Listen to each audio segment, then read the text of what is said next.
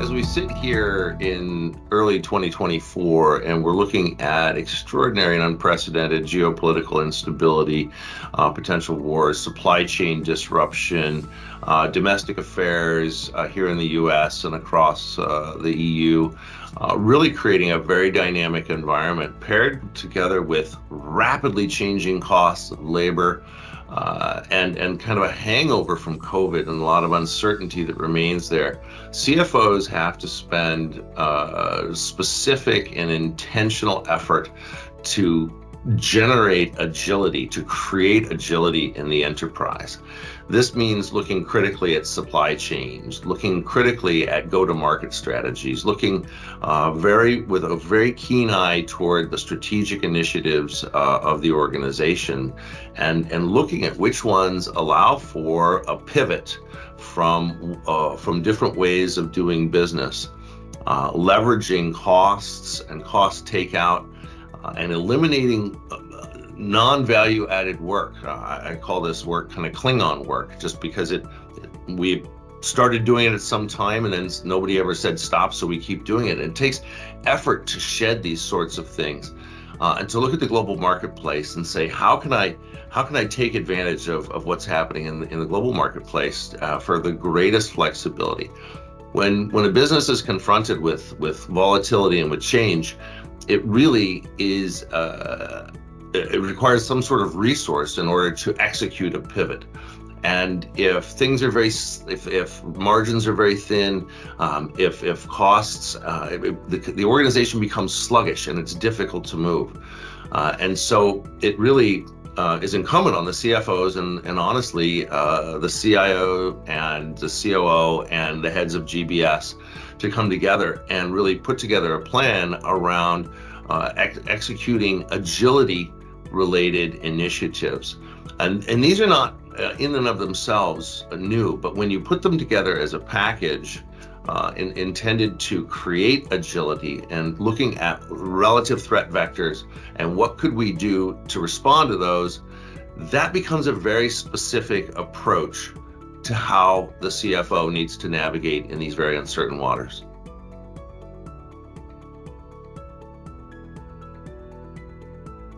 In order for organizations to really be ready for their digital transformation journey, and this is occurring across every facet, whether it's data and analytics and using predictive analytics, whether it is automation and increasingly taking people out of redundant tasks, or it's enterprise enabling cloud technology. All of these require that businesses build two important communities. First is the internal community that is familiar with technology, and this goes beyond the typical CIO's group of technical wizardry, but this really needs a community of highly savvy, technologically aware subject matter experts across the enterprise in every function. These communities need to be nurtured, identified, brought together, invested in, and felt empowered to make changes to the business. The other community is a community of external participants. These are valuable long-term partners that can bring insight, vision, disruptive thinking, expertise, and things that you may not have inside your enterprise. Developing these communities requires some help. These are not going to happen organically.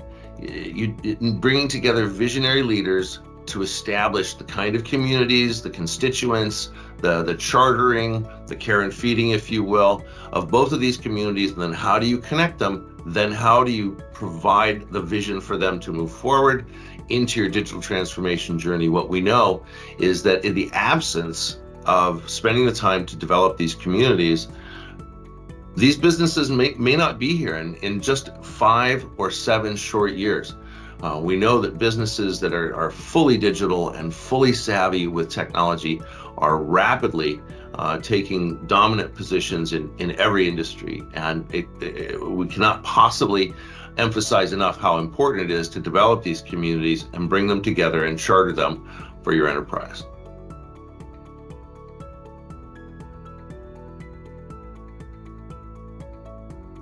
AI in finance is an extraordinarily disruptive space and is fundamentally transforming finance. There are few of the foundational areas are one in obviously data and analytics, and we can talk about that in a moment, as well in controls, audit and controls. The days of yesteryear, people would take a few sample transactions and we would test those.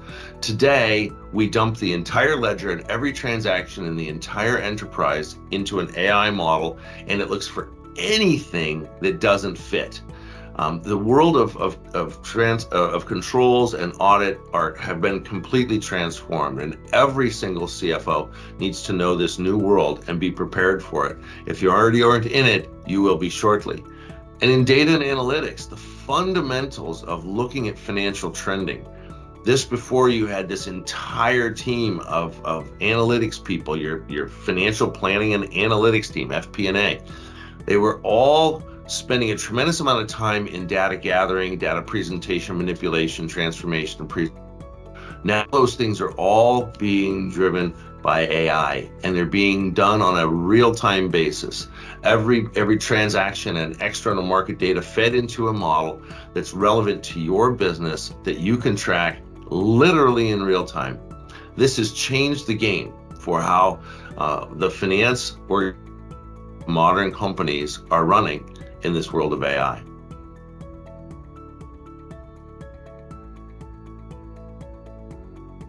So there's really, for the CFO to stay ahead, when we look at technologies and trends, there are kind of two families.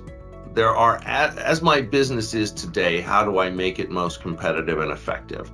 So these are things like efficiency and effectiveness and employing intelligent automation and AI into specific areas of the business that will maintain competitive edge. And what I mean by that is benchmarks are now moving every 12 months. So if you're relying on a 5-year-old benchmark to determine whether or not you're competitive, you're probably not anymore. So really having a focus on how competitive am I and how quickly is that benchmark moving? How do I leverage technologies to do that? And the trends are leveraging global labor marketplace, enormous automation investments, moving enterprise processes to the cloud, which allow for the application of AI. When the data has been aggregated and is now treated separately in the cloud, your whole process becomes available to you for process mining, for task mining, and that data feeds AI models, which give you data and analytics never before even contemplated by the business. And these are where the disruptors are going to be coming from. And this is where CFOs really have to pay special attention to today.